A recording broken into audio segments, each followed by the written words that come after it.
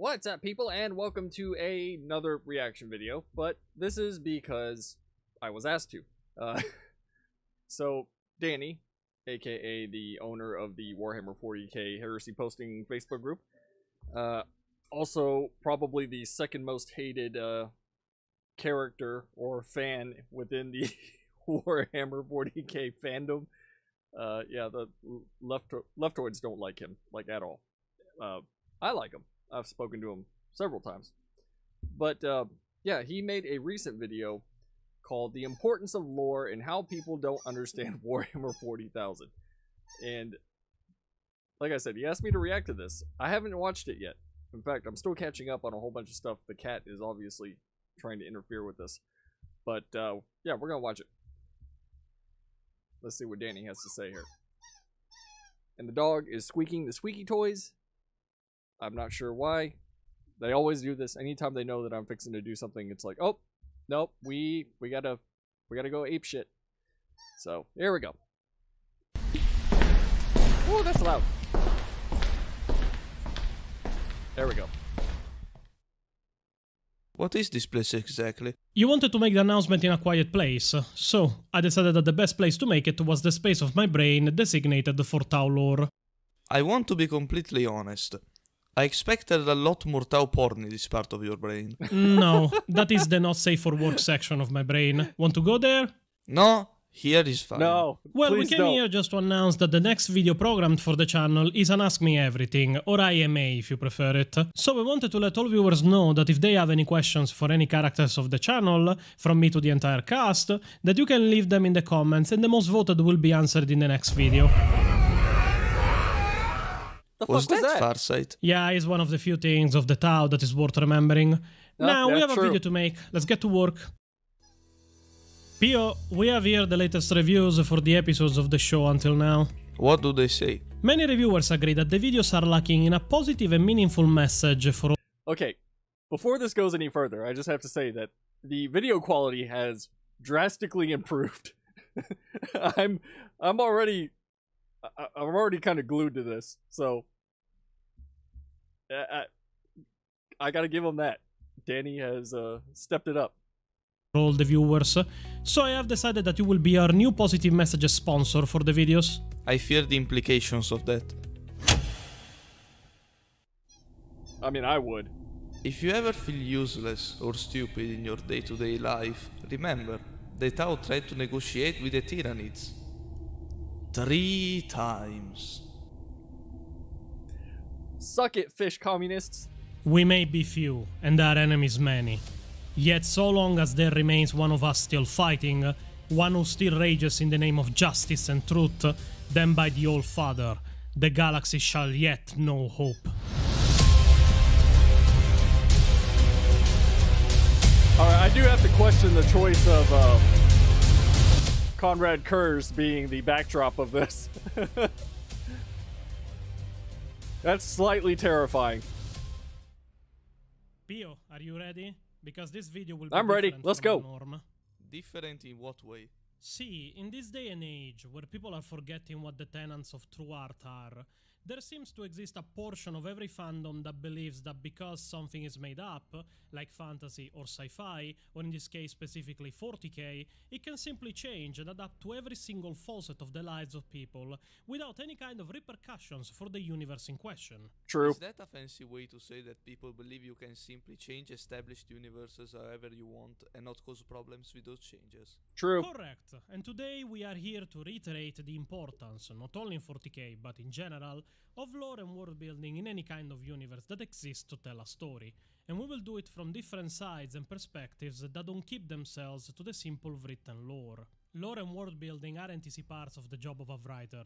Making a believable and compelling universe that makes sense by itself and doesn't contradict itself is an Herculean task. Especially the bigger... Okay, so I want to touch on something that Danny just said. The problem that we're seeing now with, as some people like to call, New Hammer, right? Even though they're not exactly new authors. Mind you, there have been an influx of new Black Library authors.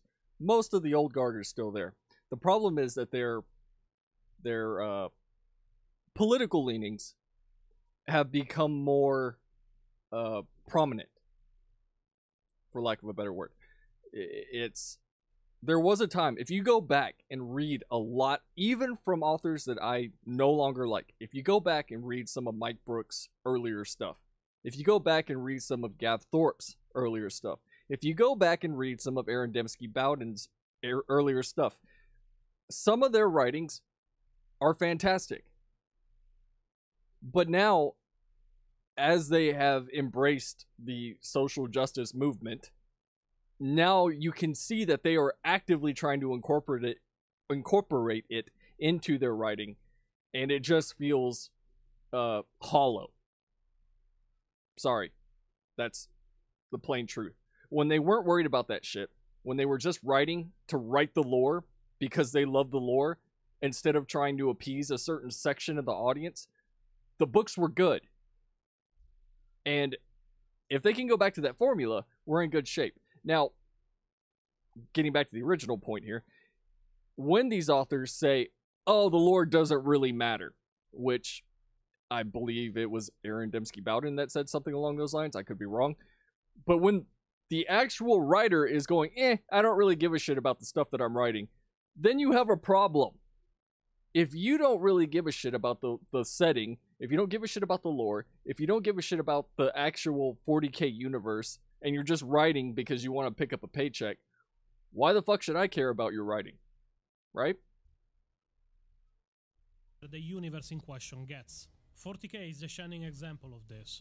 The lore of Warhammer And we got 40K another is cap. massive, and I say it with all my soul, as a person that studied it for thousands of hours, that learned English to learn 40K lore between bus trips to university. It's just true. to study this giant universe of war He and did. slaughter to its core. Getting into 40K is probably one of the hardest things you can choose to do if you are looking for an hobby. Now, you must know that there is so And that's not even counting the monetary barrier of entry. Your average teenager is not going to be able to walk into a fucking Games Workshop and actually pick up a even close to a full army with the way their pricing is going. So that's another thing. Not only is the lore daunting, they make it expensive as fuck. So, cat. some principles that every single universe, fantasy, sci-fi, or whatever, must always obey by, and those principles are established by its lore and world building. A thing many people seem to forget when it comes to an established universe is that it must obey by certain rules, to be consistent, but also to stay interesting. What do you mean, stay interesting? It is actually easier to explain with an example. You are familiar with the trilogy of the Lord of the Rings movies, Oh, no. right, Pio? Yes. Oh, we have the no. movies. Okay, now He's gonna talk about when Rings the of Power. Fellowship of the Ring was established, when they departed, they didn't do it marching into Mordor, but they actually decided to use a Toyota Corolla. A level Oh, of no, that technology example. obviously Okay. never achieved in a universe of pure fantasy, where the best type of transportation for humans and the like is horses. Will that take away from the believability of the universe? Well, yes, obviously. Why is a Toyota Corolla in a medieval fantasy story? Then you can see why stories must always have rules and restrictions. The moment the world building Okay. I like the example, but that example is almost always refuted by the people on the opposite side of the aisle by saying, well, that's not really an accurate equivalency because there are no Corollas in 40K. There are Custodes. So why are you saying that they can't be female? Or there are Sisters of Battle. So why are you saying that they can't be male? So as much as I like the the metaphor here, they'll always come back with that.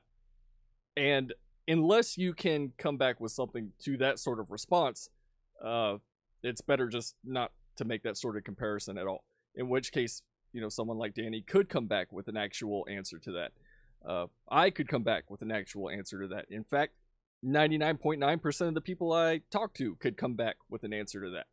So, as much as I like that comparison, it's almost instantly refuted by them with that saying of, oh, well, this thing isn't really accurate because there is no cars, or there are no cars in the setting, but there are Custodes.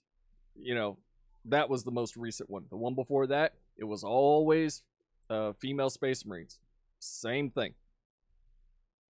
of any universe is broken, the moment the lore is broken, your suspension of disbelief is gone, and so is your interest in the story you are reading and learning.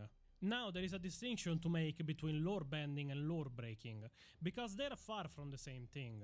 Something that bends the rules of a universe is a little bit more acceptable than something that breaks them entirely. And that's what they would call it. An example of this.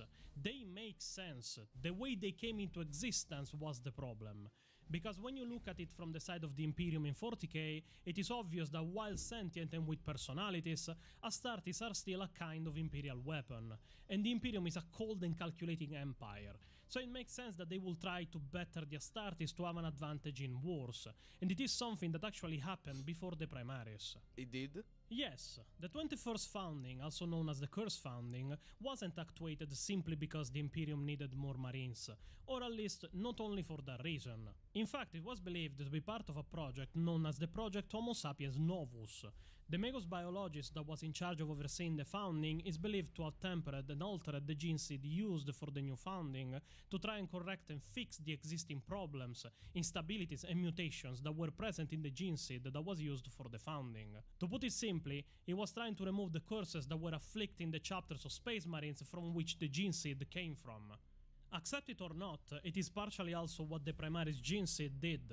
So while technically lore-bending and shittily written, as I have explained in my video titled The Primaris Mistake, it is something that makes sense in the context of the Imperium and the universe in a time of complete desperation.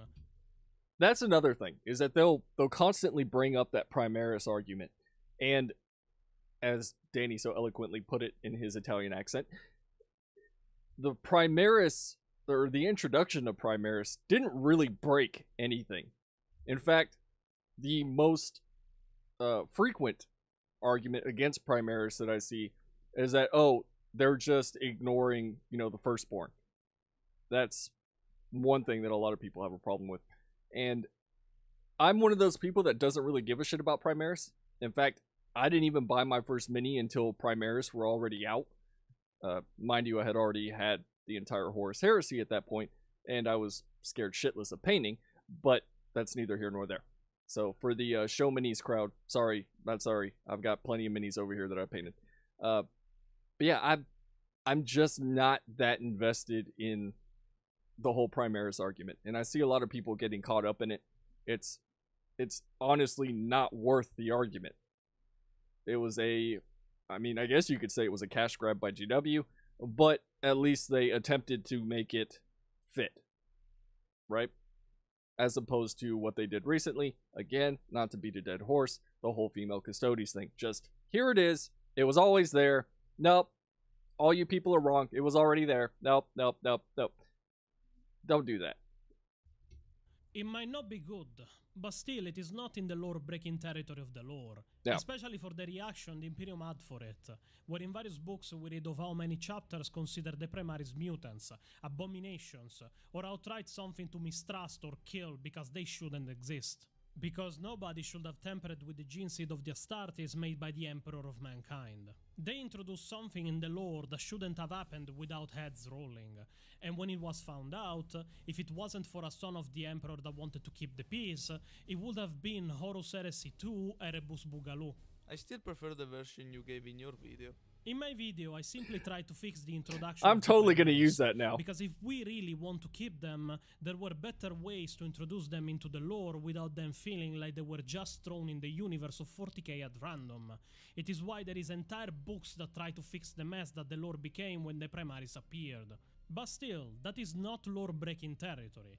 If we want to look at lore-breaking territory, we just have to look at the recent retcon of the female custodians. Oh god, here we go. Here we go again. I knew it. Now, we will touch on the shitty writing used in the introduction of the female custodians in a second, just to make you understand to what point...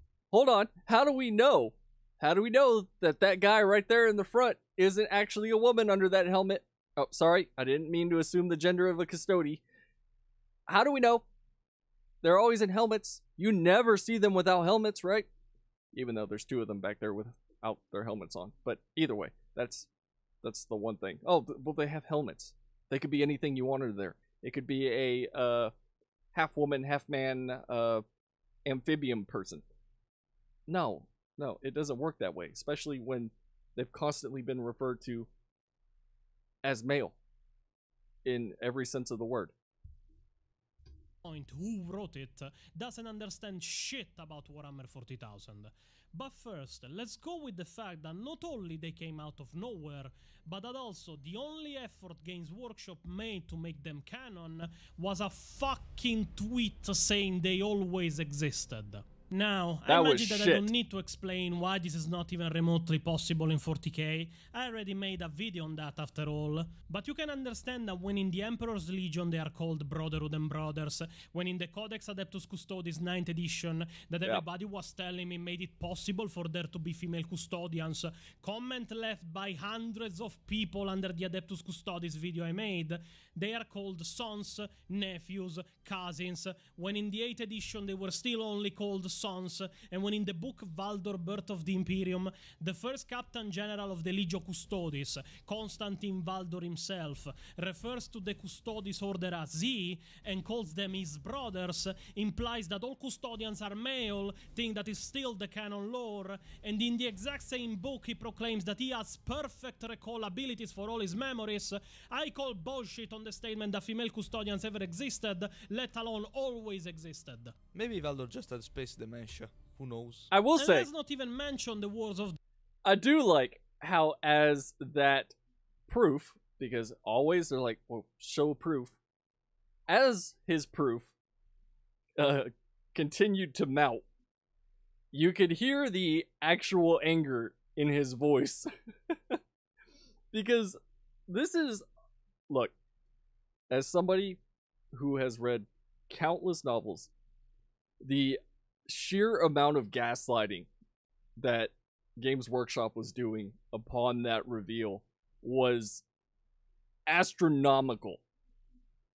And it was funny how all these people that are perfectly happy shitting all over the Imperium all of a sudden started to give a shit about the Imperium because they gender bended something. The Emperor himself on the matter. Giulio, can you please narrate the declaration made by the Emperor of Mankind during the Age of Strife about the Custodians? These men are my bodyguards, their lives forfeit to the guarantee of my physical safety. Of their loyalty to me there shall be no question nor doubt. I, and I alone, shall have the authority to stand in judgment over them. No other commander shall they have in battle nor in service. None shall bar them from me, and none shall hamper or stall their mission. Well, now we know So that the it Emperor is of Mankind decreed. has an Italian And I accent. will demonstrate now that whoever made that retcon knows fuck all about 40k lore in general. Because let's mention just one of the female custodians introduced in the retcon of the 10th edition Custodes Codex, Calades Taurovalia Kesh. Now, Pio, you don't understand as much as me of 40k lore, but I'm sure as I recall the short story of her introduction, you will notice that something isn't right.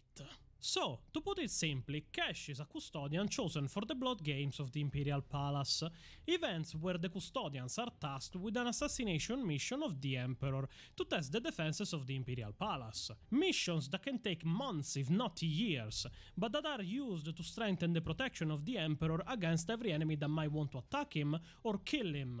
You following me? I am following you. I'm following. First thing Kesh does is requisition a ship of Battlefleet Solar, the protectors of the solar system and the Throne World. Okay, still following. She managed to acquire a cyclonic warhead, an exterminatus level bomb created to be used in cyclonic torpedoes to apply exterminatus to a planet. Seems a bit excessive, but okay. The crew, obviously, not only knows that they are transporting that kind of weapon under a custodian that is tasked with trying to assassinate the Emperor, but know that she wants to use it to try and kill the Emperor of Mankind. Why are they going along with it? And not only that, they know exactly what she wants to do, as she wants to teleport a bomb inside the throne room of the Emperor to try and kill him. It's Why so are they dumb. not warning anyone about it? They did. They warned the custodians that stopped Kesh before she could attempt to exterminatus the ass of the Emperor. But don't you notice another little problem with this plan, by chance? That is a miracle she got close at all while commanding a ship tasked with protecting the planet of the Emperor. Yes, but also another thing that makes you understand to what level the person that wrote this retcon didn't understand the lore of Warhammer 40,000. You see, the Imperial Palace, that is as big as a continent, is protected by a system of void shields called the Aegis.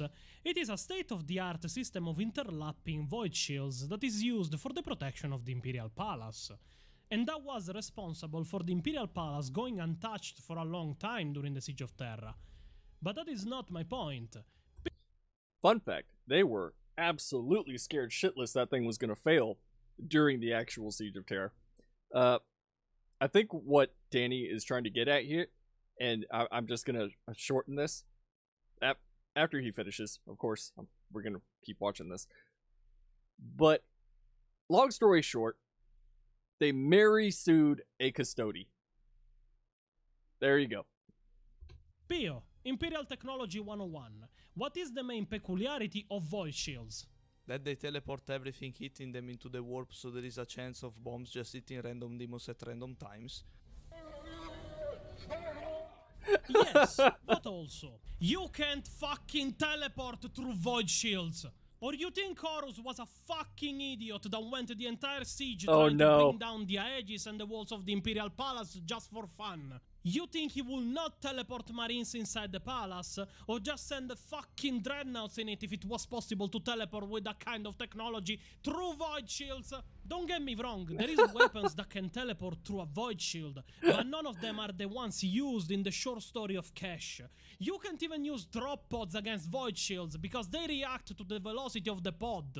And even then, even if Horus was a fucking idiot together with Perturabo for not just doing the simplest of things and violating the rules of void shields of 40k to teleport inside the Imperial Palace, you think that after 10,000 years of defending the palace, after countless blood games, after all the knowledge the custodians hold and the technology they wield, you think they will be so fucking stupid to never consider the eventuality of somebody even trying to teleport something inside the fucking throne room of the Emperor?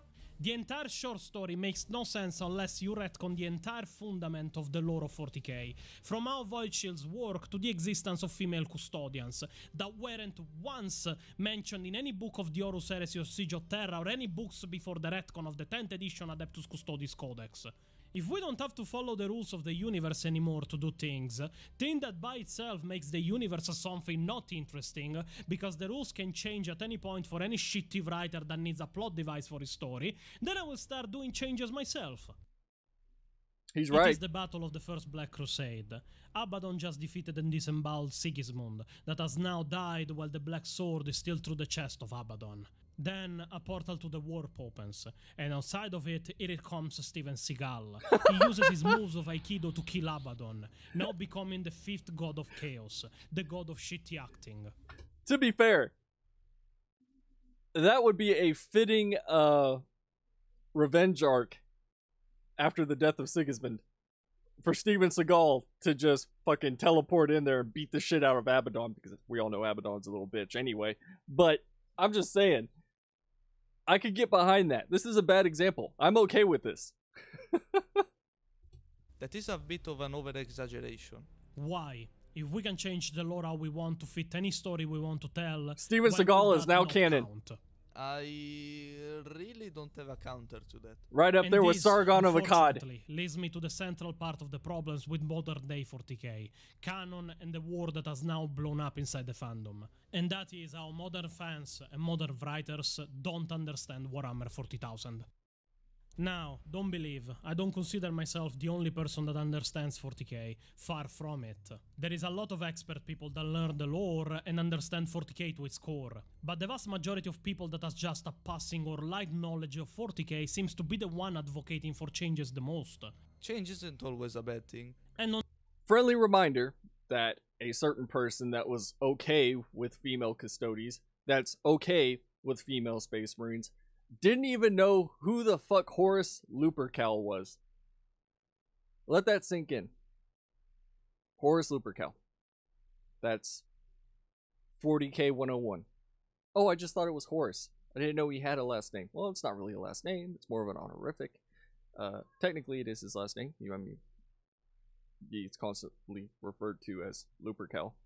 and, you know, his name is Horus Lupercal.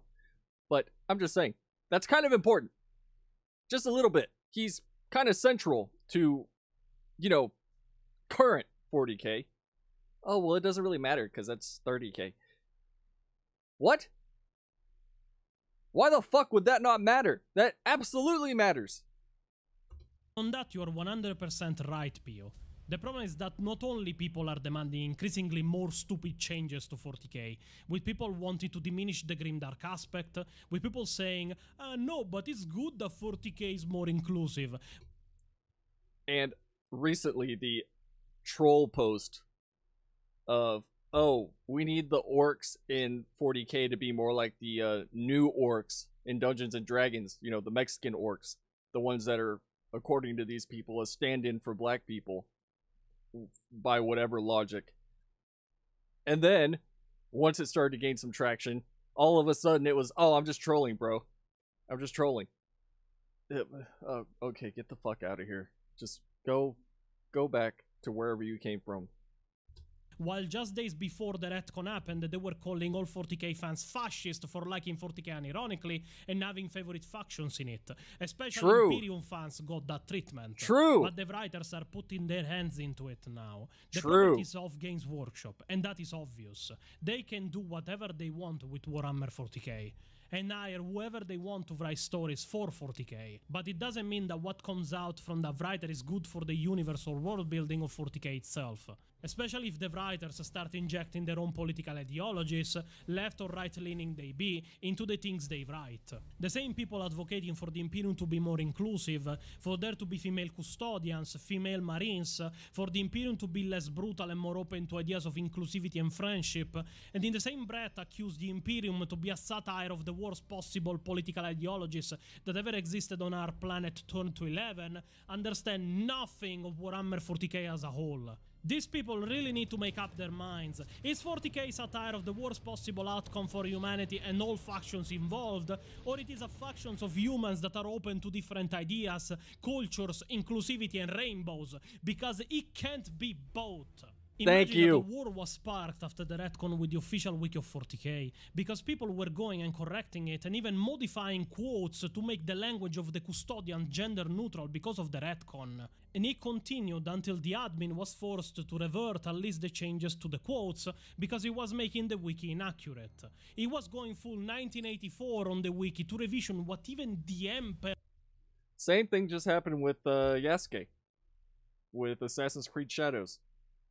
Same thing just happened with Wikipedia and the whole, I don't even give a fuck about Star Wars anymore. That whole dude that was supposedly not alive yet, but he is alive yet, and yeah. These wikis are beholden to the lore, right? They're supposed to be, anyway. And then, once these writers or showrunners or whoever the fuck do something stupid and make a stupid decision, then we're left with these fucking wiki editing battles of, oh, nope, this is wrong. Nope, this is right. Oh, and then, of course, the fans are the ones reading. The actual fans are the ones reading. Because it's like, this is fucking stupid. This doesn't make any sense. Why are they doing this? Oh, but no, we have to do it because it's technically officially canon. So, you know. Error said. Are you saying you think the Imperium shouldn't be diverse? It is not what I'm saying. I'm saying the Imperium is already diverse and inclusive. But Yes. instead of being forced inclusivity, like the writers of today like so much to introduce into stories, as we have seen with the female custodian. The other thing that absolutely pisses me the fuck off are these moronic, and I'm gonna use this word because I never call people this. I'm gonna call them fucking tourists that say that 40k is not inclusive to women. I can name at least 5 integral women to the 40k lore. And that's just off the top of my head. I could probably name more if I got a chance to sit here and not do it on the fucking fly. But there are at least 5 that stand out to me. And that's just me. Oh, but there's not enough women. You don't know fucking shit. You don't know anything about the setting. You heard somebody say that, oh, women don't play this, so therefore we need more women, and therefore it needs to be more inclusive. You know absolutely nothing about the fucking setting. or any of the kick-ass women that exist within the setting. And in fact, most women that enjoy 40k don't even play fucking Imperium or Space Marines. I believe that the overwhelming majority play Orcs or Drukhari or fucking Tyranids. That is what happens when the culture war invades shit, is that you have a whole bunch of people making assertions on things that they know absolutely nothing about and stating it as a fact when it's completely untrue. You know, all these people they'll be sitting there going, oh, well, you just hate women. Where the fuck did that come from? When did I start hating women all of a sudden? It's news to me. It's news to the people that I talk to. It's news to the people that I play with. All of a sudden, we're misogynists because we don't like something that you are stating as a fact that isn't a fact at all.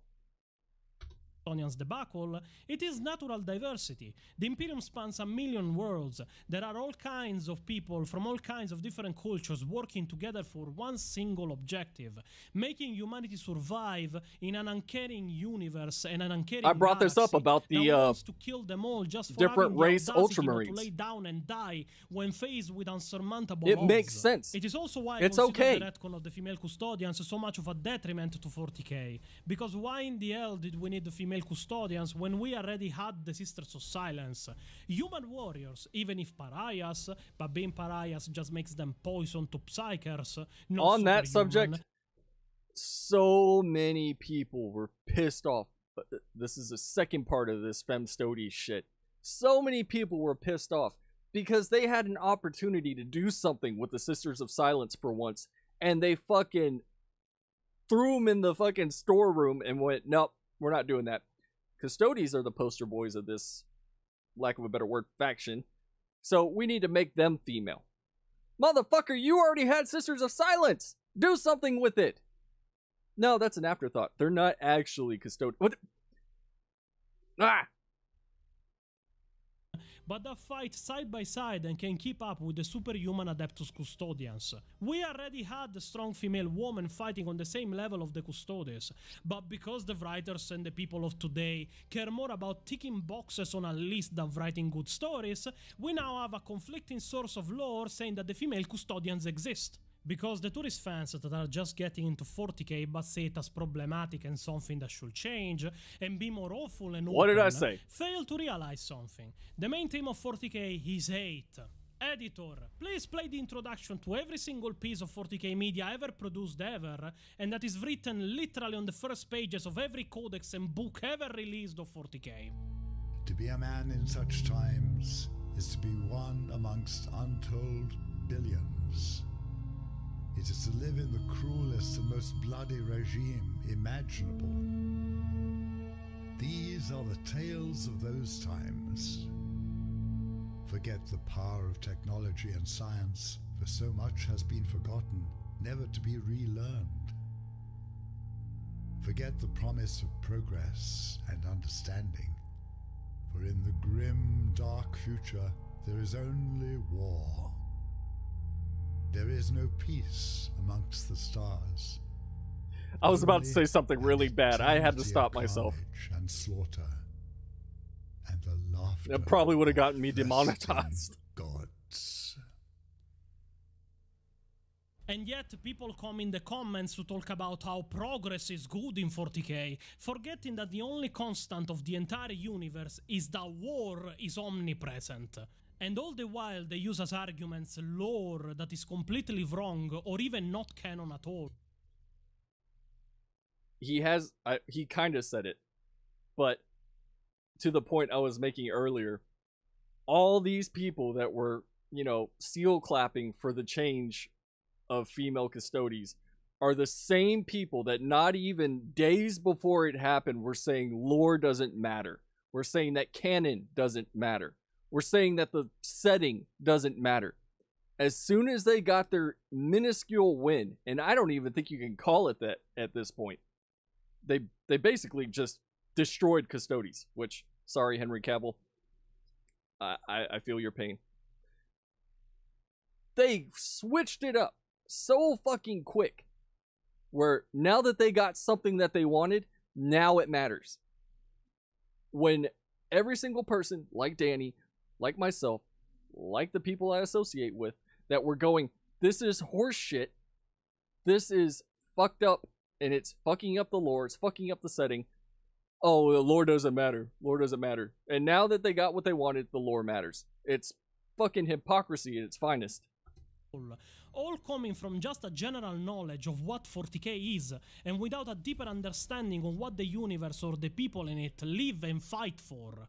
I beg you, before you express an opinion or suggest a change to the lore of 40k, at bare minimum, you should know the lore well enough to understand why such changes will conflict with it. Try to learn what is needed to make at least an assumption that is possible and doesn't conflict so openly with the lore to the point of shattering the basic rules of the universe itself. You have any theories as to why these people use inexact lore to try and justify the changes to the lore of 40k? Yes, Pio. The problem is in fact 40k YouTubers. Oh no. I consider YouTubers and influencers the first people guilty of what I was talking about when I spoke of generalization or complete. Hopefully I'm not on this list, because I am absolutely pro-lore. I'm just saying, I got put on the base list. I'm not on the Warhammer list.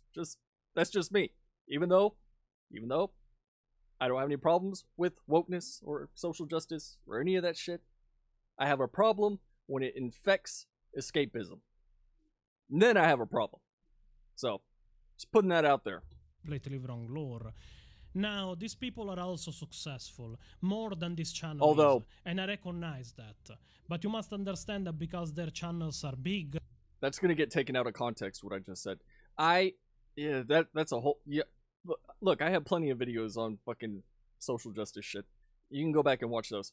It's in the wheelhouse of 40k, social justice, DEI, whatever the fuck, none of that shit has any bearing on this setting at all whatsoever.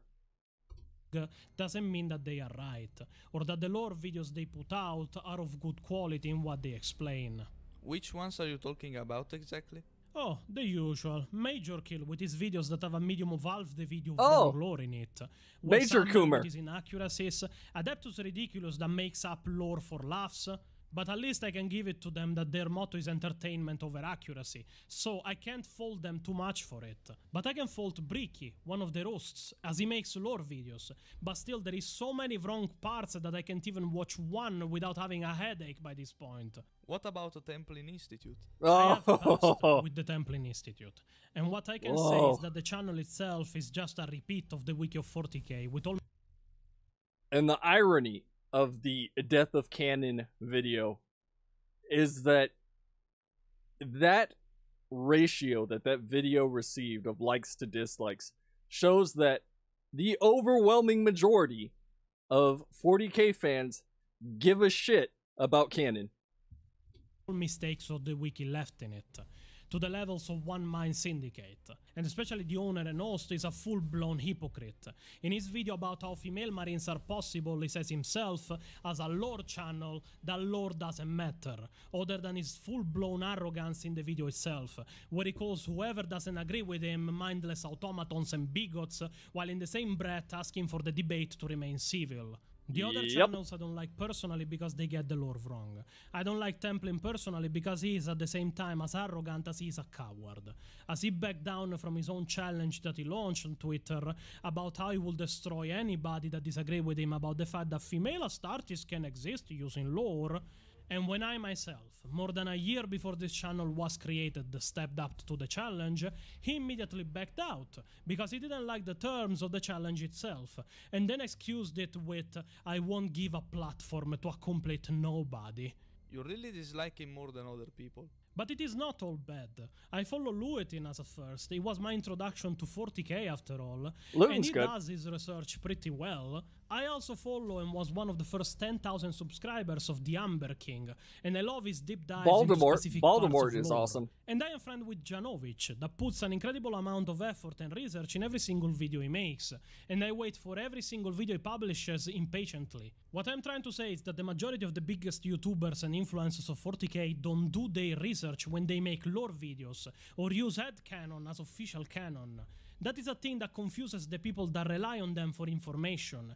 And to be honest, I doubt they do the same level of research even we do for our videos. It is why in every single video we published, we put the sources used for the video listed in the description, because you can simply go and read yourself what we talked about. Thing I encourage myself a lot because 40k is a wonderful universe. And we also always warn people when we are making theories or changing events to try and fix problems with the lore in our videos. Thing that I have not seen any of them do or even specify, except for Adeptus Ridiculous. One of the best things about the Warhammer 40k fandom and the setting in general is the fact that people can go in there, and this setting is so in-depth and so detailed that despite the few retcons that have actually happened, because yes, there have been retcons in the past, and you could still spend hours, days, going over shit in the setting, and there's a possibility that somebody will bring up something that has happened in the setting that you've never even heard of. That's how massive and involved the 40k setting is. And for them to just throw that away and say, oh, well, that doesn't really matter. You know, it's overly complicated, you know, to the point where internet autists aren't sitting there fucking detailing the siege of Rax. You lose the appeal. You lose what people actually love about the setting. I fucking love the Horus Heresy. And you can ask me stuff about the Horus Heresy, and I still will probably forget shit. That's just 40k. I even was an avid follower of Oculus Imperia when I knew less about 40k fuck that guy. lore. Then I started noticing all the mistakes and headcanons used as canon in Oculus the videos. Imperia is a little And the bitch. final nail in the coffin Sorry, was his not tweet sorry. on Twitter that complained about the language used to specify that only biological males can be used in the creation of space marines. Language Fun fact, I'm blocked by both of the people in that screenshot, Commissar Dracy and Oculus Imperia, for basically telling them to fuck off. The lore does matter. So, side note. Oh, I'm also blocked by Betshammer too. In fact, if a person is left-leaning and in the 40k fandom, odds are I'm blocked by them and they do not like me. But I don't fucking like them either, so it evens out. that he, a 40k fan and YouTube channel of lore, called offensive, while it is still the accurate statement for what is required to make Space Marines. Also, anybody that says do better, unironically, belongs in a trash bin. Words matter. Lifting the copy put to paper over a decade ago may seem That's like it's fine, fucking but Reddit times brain shit. change, and that's the responsibility of language. In my day job, we employ sensitivity readers as part of the copy edit for this very reason. We can always be better. Let's do better. And all because the people were butthurt that only biological males could become Space Marines in a sci-fi universe built on war and hate for anything different from yourself. If you call yourself a lore YouTuber but are offended by the correct language used to specify correct lore of the 40k universe, you are an unreliable source of lore. That is another thing that bothers me, is that you'll have all these people talk about, oh, I've been in the fandom longer than you. Oh, I've loved this hobby longer than you. Or, you know, you're actually the tourist because you aren't being progressive enough. If you love this hobby so much, if you love this setting so much, why are you constantly screeching that it needs to change? Every single day. Why are you constantly picking fights with people that actually love the setting and wanting to force your changes on people? Are you saying all these YouTubers are shit? That is not what I'm saying. They are entertaining if you like them, yes. Can you be a Some fan of them are them? shit. Yes. I'll say it. Can you dislike my opinion about them? Also, yes. Nobody's stopping you from doing that. But what I'm critiquing is that people use the opinions of these YouTubers as facts, because people believe them to be the ultimate authority on 40k lore and the world building of the 40k universe. When in fact, their videos contain so many inaccurate retellings of the lore to I'll die on the hill of text-to-speech was a mistake. The point that some of them are considered jokes on that department, like Major Kill. People either find him funny or cringe, Major Coomer. but nobody at all thinks he's accurate in what he says, because even a minimum of knowledge of 40k shows that at best he doesn't read the books, at worst he just reads the wikis. I had my problems with Major Kill when that female custodian shit happened, simply because I was laughing at the fact that under his video of I don't really care one way or the other if there's female custodies, he had a link to fucking female custody porn right under the video. And I was like, this motherfucker, this dude is already putting out the Coomer bait. And this is just barely taking off. And I couldn't help but laugh. That was my issue with it. I give a fuck less about his opinion. It was the whole, hey, buy my Patreon so you can see big titty muscle mommy custodies for however much a month or whatever the fuck he charges. Now, feel free to insult me or critique my opinion however you want. In the end, we are the smaller channel of people that make YouTube videos from just a few months. Even if I am the creator and main admin of one of the biggest private Facebook groups on Facebook on 40k. But the fact they are at it from longer or have more subscribers doesn't make their videos magically accurate. It is why we are so slow to put out videos, because we go and read every single source of lore we can find on the videos we are working on, so that we get, if not everything, at least almost everything as correct as possible. Being a 40k fan and YouTuber needs you to put effort into learning what you are talking about. True. And to be honest, if you enjoy 40k at all, you should defend it. Never True. believe the people that say the lore doesn't matter. Never believe the people that think it can be changed on a whim. We can all call ourselves fans of the same universe thanks to the lore and world building made to build that universe. Without the lore to base all the stories of 40k, all the ramifications of events that can happen, big or small, like the Pharos exploding and attracting the Tyranids in 30k just for them to arrive in the 31st millennium, or Abaddon throwing at Cadia the Blackstone fortress that will shatter it and open the Cicatrix Maledictum that cuts the Cadia galaxy stands. in two. One thing that you'll always see people talking about is headcanon. Headcanon is fine. In fact, I don't know anybody that has an issue with headcanon. The problem is when these people that are so invested in their headcanon try to make it canon and force it on everybody else, then it becomes a problem. Your headcanon is not my headcanon. In fact, I don't have any headcanon because I don't really, that's just fucking weird to me, but that's neither here nor there. I'm just saying, don't force it on other people, just like anything else. If you're sitting there screeching that your headcanon needs to be written, if you're fucking tweeting at Mike Brooks every other day that there needs to be a fucking, I don't know, a they-them Mechanicus femboy that you have written about and you actually draw all the time and he needs to put that femboy in the books and you're doing this all the fucking time, that's annoying. Don't do that. That's fucking stupid. But by all means, continue your headcanon. Without lore and rules to follow for the universe, what investment would those events have? Just make the Emperor return from nowhere, use his enormous psychic powers to close down the Cicatrix Maledictum, and then recall to himself all Primarchs using only his mind, and purify the Chaos Ones just to go to war against Chaos, win, and make the Imperium a utopia. It is that easy if you have no regard for the rules and limitation of your own universe. But at the same time, it's my headcanon that female custodies don't exist. And inconsequential. Respect my headcanon. If anything can happen, if anything can change, nothing matters. If nothing matters, your stories don't matter. If your stories don't matter, your universe doesn't matter.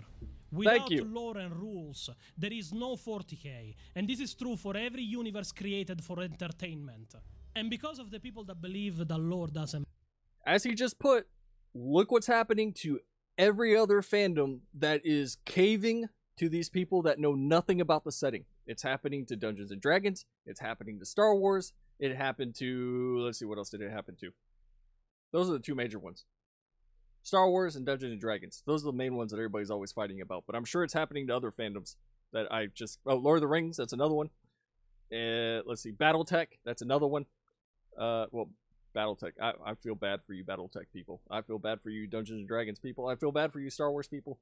I feel bad for anybody that was a fan of something that has already been, for lack of a better term, corrupted by people that know nothing about the setting and genuinely don't give a shit about the setting except to score points by checking boxes.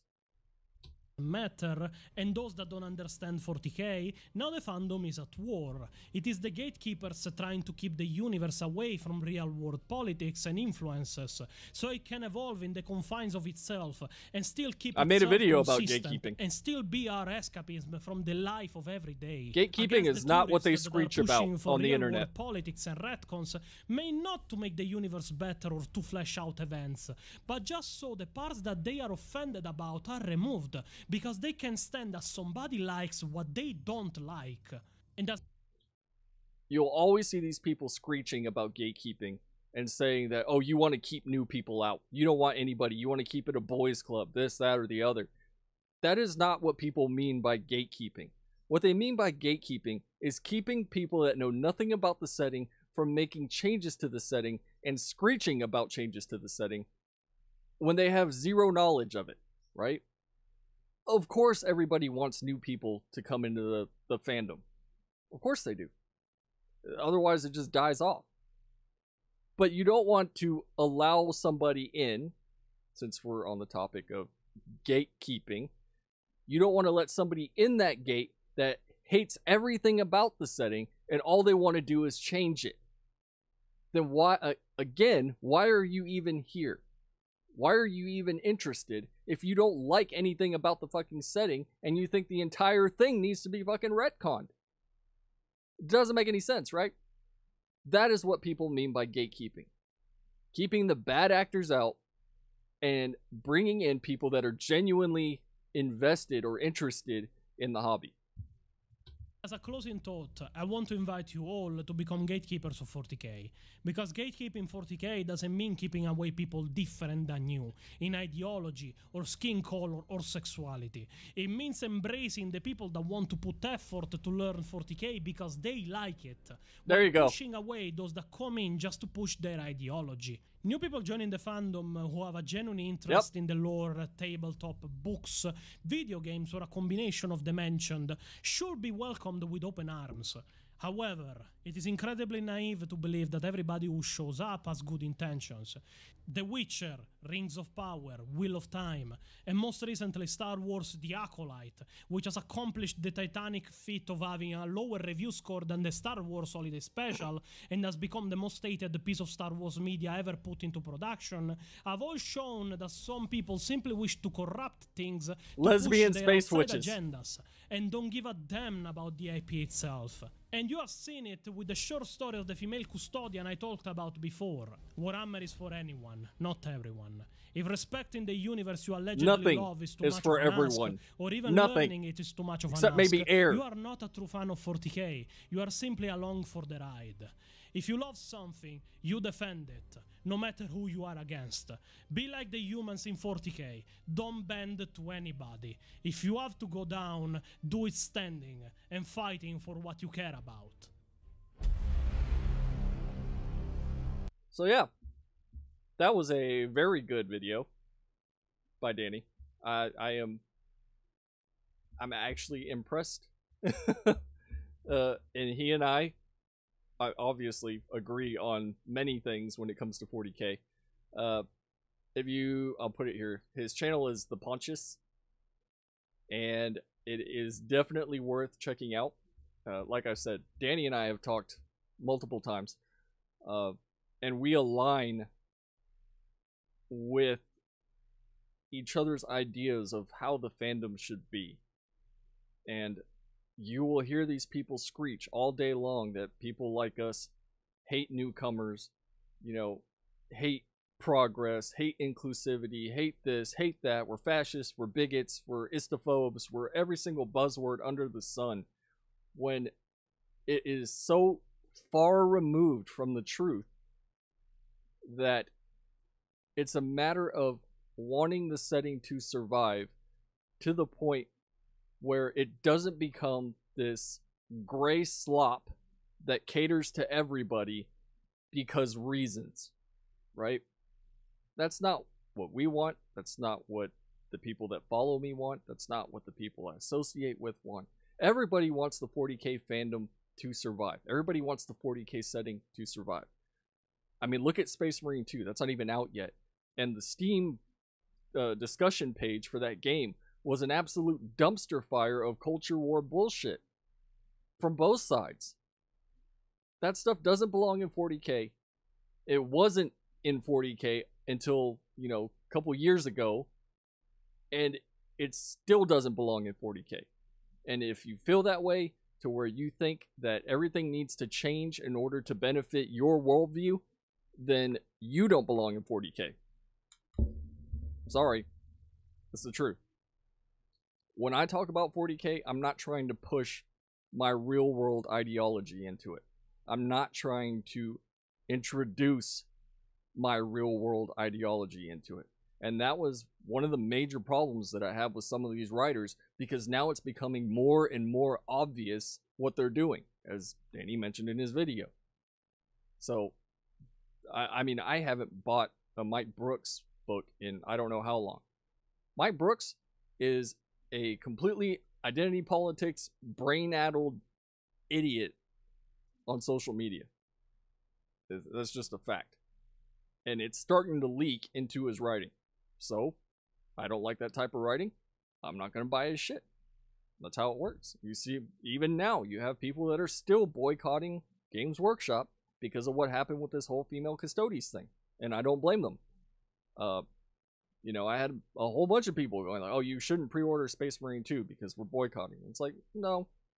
Space Marine 2 is one of those things. And in fact, the Space Marine video game franchise is something that is special to me because that was my introduction to 40k from Warhammer Fantasy. So it's one of those things where if you feel the need to boycott, by all means, do it. I'm not going to stop you. I don't expect anybody to tell me what to do, so I'm not going to do that with anybody else. And yeah, I agree with everything that he said in this video. And it remains to be seen how the fandom is going to progress, especially with there's a lot of stuff we don't know about Space Marine 2.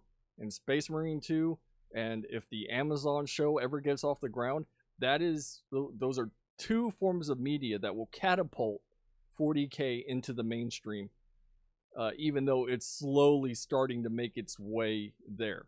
I mean, it's still niche, but we're getting more and more people learning about it, especially as, Games Workshop fucks things up. And then the death release, the Femstody shit. I mean, I could go, price hikes, I could keep going. But that's an entirely different video. So, thanks for watching, everybody. Until next time, hold the gate.